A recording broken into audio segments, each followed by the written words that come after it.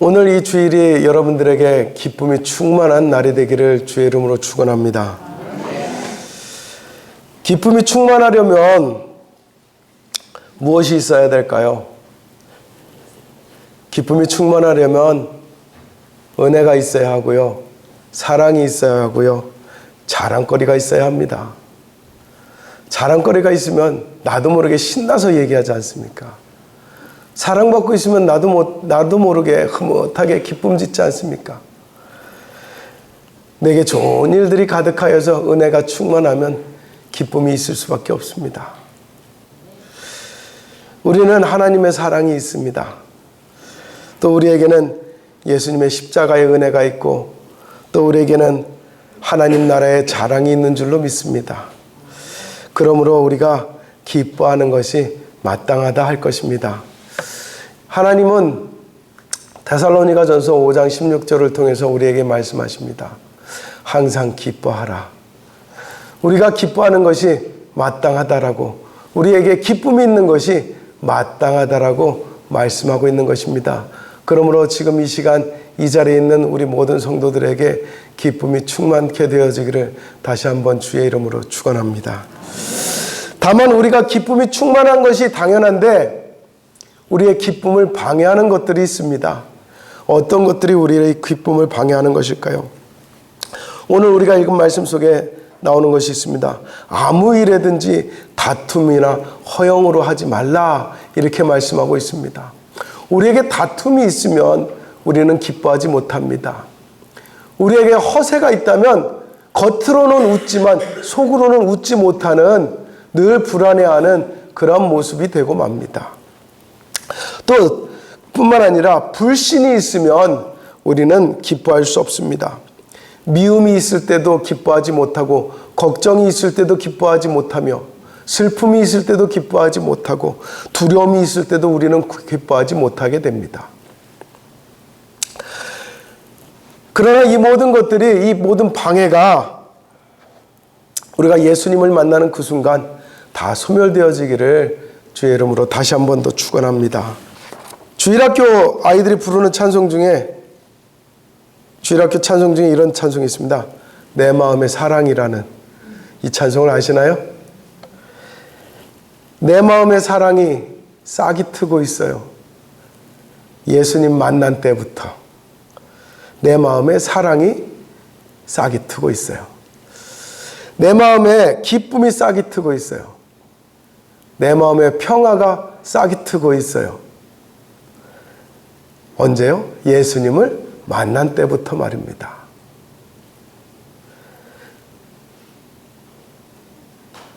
내 마음의 근심이 사라지고 있어요. 언제부터요? 예수님을 만난 때부터 말입니다. 이와 같이 돼야 되는 줄로 믿습니다. 그리고 이 자리에 있는 우리 성도들의 삶이 이와 같아야 되는 줄로 믿습니다. 그럼에도 불구하고 오늘 우리가 읽은 말씀 속에 나의 기쁨이 충만하게 하라, 이렇게 말씀하고 있습니다. 충만하게 하라. 저절로 충만해지지는 않는다는 겁니다. 충만하게 하는 무엇인가가 있어야 한다는 것이죠. 무엇으로 우리의 마음에 기쁨이 충만하게 할 수 있을까?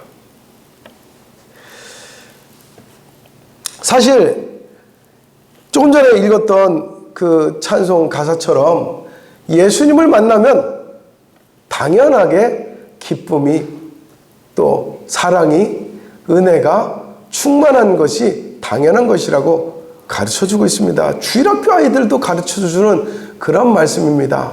그런데 이 당연한 것이 우리에게 이상하게 있지 못합니다. 무엇 때문일까요? 이렇게 주 안에서 기쁨이 충만하게 되는 것을 누구의 마음이라고 했느냐 하면 그리스도의 마음이라고 하였습니다. 그래서 우리가 여기 읽지는 않았지만 이 다음 구절 5절이 바로 그 말씀입니다. 그러니 이 마음을 품어라. 그리스도의 마음이다 라고 했습니다. 그리스도의 마음이 품어지면 곧 기쁨이 충만할 것이요, 그리스도의 마음이 품어지지 못하면 기쁨이 충만하지 않게 될 것이다 라고 가르쳐주고 있습니다. 그렇다면 그리스도의 마음은 또 무엇인가? 그리스도의 마음은 무엇이길래 기쁨이 충만하게 될까? 그리스도의 마음은 무엇이길래 그 마음이 없으면 왜 우리에게 기쁨이 충만하지 못하게 되는 것일까? 언제부터였을까요?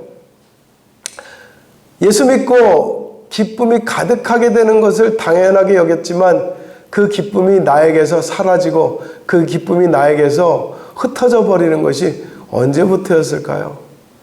바로 예수님의 사랑을 내가 잊어버린 때부터 아닐까라고 생각이 됩니다. 내 안에 예수님이 나를 사랑하고 계시는 것을 내가 안다면 우리는 나도 모르게 절로 기쁨이 나올 것입니다. 그러나 그 사랑을 내가 잊어버리고 어쩐지 나의 힘들고 나의 어렵고 나의 괴로운 삶만을 내가 생각한다면 자꾸만 그 기쁨을 잃어버리게 될 줄로 압니다. 그런데 그 사랑은 우리가 어디서 발견할까요? 놀랍게도 그 사랑은요, 어느 날 하나님께서 나에게 보여주시는 것이 아니더라고요. 오늘 우리가 읽은 말씀 속에 있습니다. 마음을 같이하여 같은 사랑을 가질 때에 그 사랑을 통해서 보게 됩니다. 내 모습을 내가 보지 못합니다. 내 모습을 무엇을 통해서 볼 수 있습니까? 거울을 통해서 볼 수가 있죠. 거울을 통해서 내 모습을 보는 것처럼 내가 사랑할 때 내가 사랑하는 그 대상을 통해서 내가 사랑을 본다는 사실입니다. 내가 누구도 사랑하지 않으면 내가 사랑을 발견할 수가 없습니다. 그렇기 때문에 사랑하라고 가르쳐주고 있습니다. 서로 사랑하라. 이것은 예수님께서 가르쳐 주신 새로운 계명이라고 요한복음 13장 14절에는 말씀하고 있습니다. 이것이 새로운 계명이다.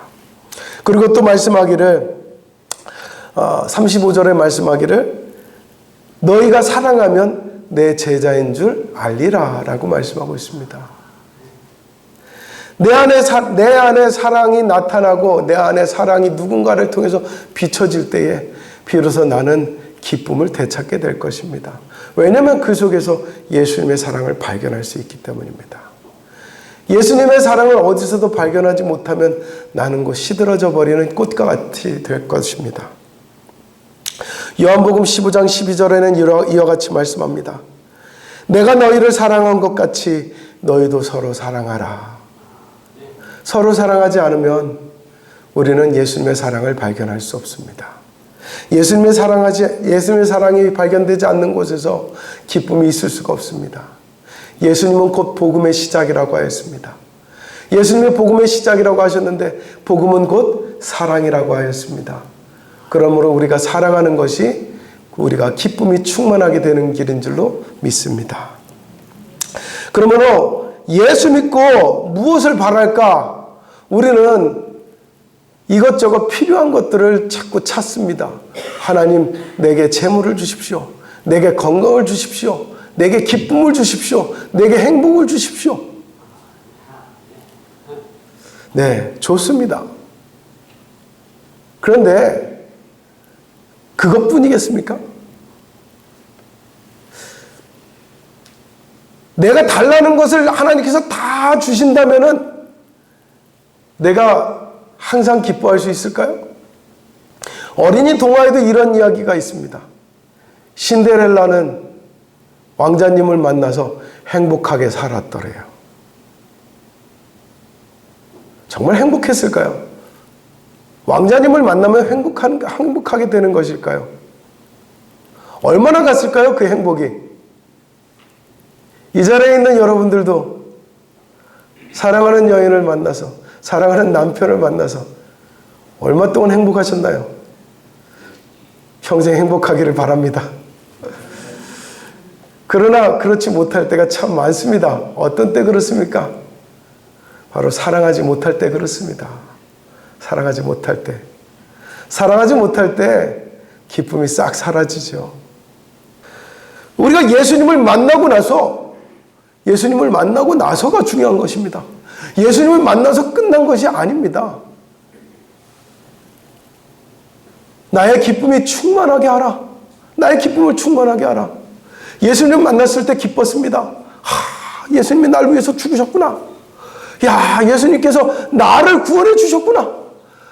예수님께서 나에게 천국을 허락하셨구나. 그런데 이것이 어느 날부터인가 식기 시작하죠. 예수님을 만났던 그 기쁨이 식기 시작하죠. 그래서 누구는 얘기합니다. 예수님을 만난 그 순간 내가 딱 죽었더라면 얼마나 좋았을까. 그랬으면 내가 죄도 짓지 않고 하나님 나라에서 정말 기뻐하면서 살고 있을 텐데. 그래서 이제 어쩐지 지금 죽으면 이상하게 천국 못 갈 것 같은 그런 생각도 들고 불안불안합니다. 그러다 보니까는 이단들이 찾아오면 홀딱홀딱 잘 넘어가요. 여러분, 오늘 우리가 읽은 말씀 속에는 예수님의 마음을 품고 나의 기쁨을 충만하게 하라 하고 말씀하고 있습니다. 어떻게 하면 나의 기쁨이 충만하게 되어질까?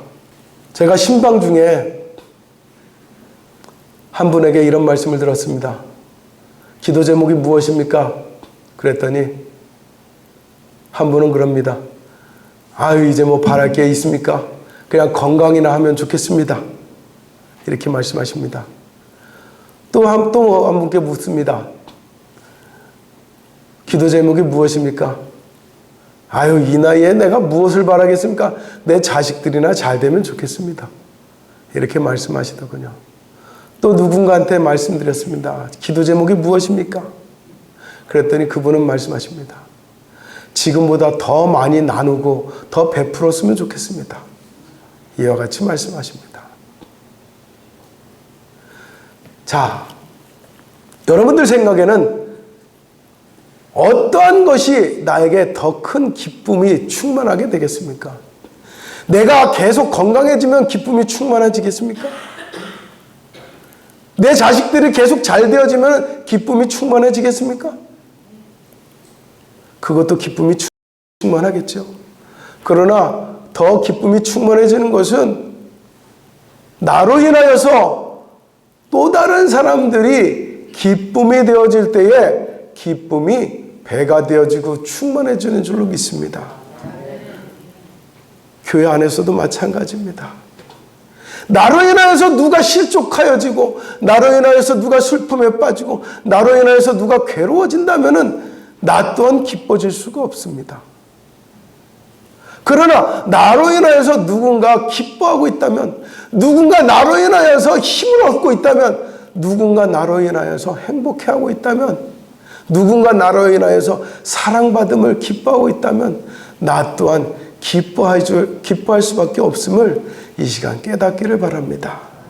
오늘 우리가 읽은 말씀을 다시 한번 보겠습니다. 그러므로 그리스도 안에 무슨 권면이나 사랑에 무슨 위로나 성령의 무슨 교제나 긍휼이나 자비가 있거든. 내가 예수를 통하여서 사랑을 깨달았다면, 내가 예수를 통해서 권면을 들었다면, 이렇게 살아야 된다, 저렇게 살아야 된다, 권면을 들었다면, 성령을 통해서 내가 하나님의 긍휼을 깨달았다면, 하나님의 자비를 깨달았다면, 이제는 어떻게 하라? 마음을 같이하여 같은 사랑을 가지고 뜻을 합하여 한 마음을 품어 그랬습니다. 한 마음을 품어. 그리고서 뭐라고 합니까? 아무 일에든지 다툼이나 허용으로 하지 말고 그랬습니다. 오직 겸손한 마음으로 각각 자기보다 남을 낮게 여기고 각각 자기 일을 돌볼 뿐더러 또한 각각 다른 사람의 일을 돌보아 그랬습니다.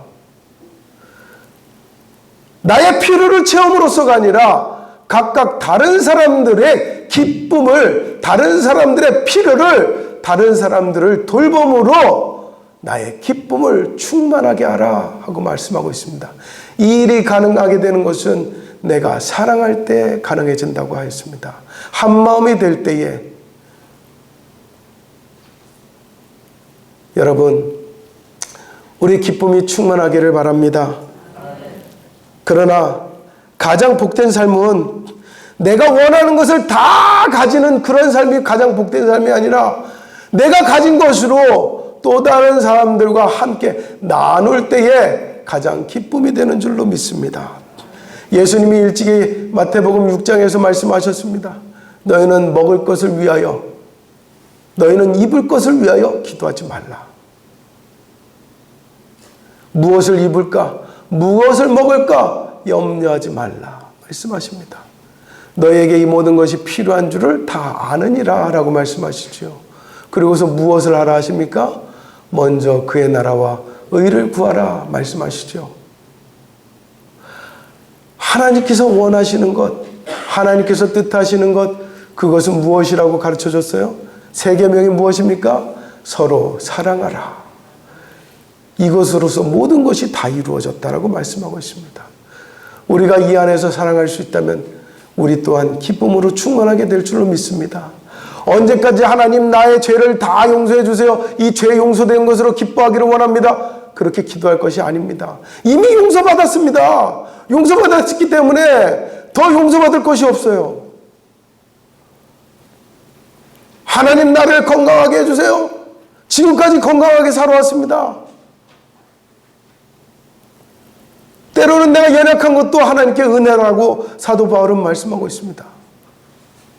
연약한 중에 곧 내가 강하게 되느니라. 하나님의 채우심이 있고 하나님의 돌보심이 있음을 그것을 통해서 알게 된다고 말씀하고 있습니다. 언제까지 나를 위해서만 기도할 것입니까? 언제까지 나에게만 달라고만 할 것입니까? 나에게 주신 것으로 내가 무엇인가를 이제 해야 되지 않겠습니까? 하나님께서 내게 은혜를 주셨다면 그 은혜를 가지고 이제는 나눠야 되지 않겠습니까? 하나님께서 나를 긍휼히 여기셨다면 나도 누군가를 이제 긍휼히 여겨야 되지 않겠습니까? 하나님께서 나에게 자비를 베푸셨다면 나도 누군가에게 자비를 베풀어야 되지 않겠습니까? 끊임없이 달라고만 할 것입니까? 끊임없이 주기만 바랄 것입니까?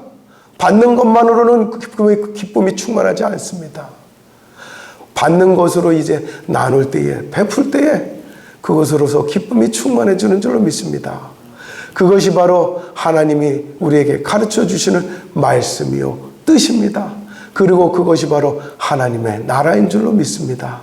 하나님의 나라는 내 것을 들켜지는 나라가 아닙니다.